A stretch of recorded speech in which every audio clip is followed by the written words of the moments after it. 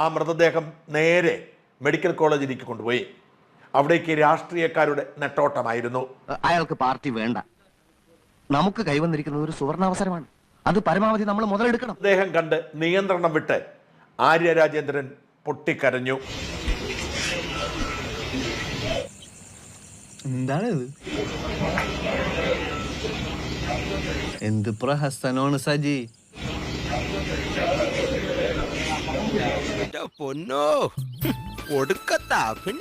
സത്യം പറഞ്ഞാൽ ആര്യയുടെ കണ്ണുനീർ കണ്ടപ്പോൾ എനിക്ക് പുച്ഛമാണ് തോന്നിയത്. എനിക്ക് പുച്ഛമാണ് തോന്നിയത്.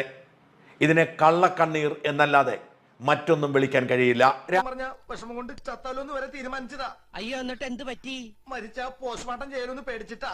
രാഷ്ട്രീയക്കാർ അഭ്യാസികളാണ്. അവർ വോട്ട് നേടുന്നതിന് വേണ്ടി എന്തും ചെയ്യും. തരത്തിലൊരു കള്ളക്കണ്ണീരിനപ്പുറത്തേക്ക് ആര്യയുടെ കണ്ണീരിനെ കാണാൻ പ്രയാസമാണ്. വല്ലാത്ത തലവേദന, ഞാനൊന്ന് കിടക്കട്ടെ.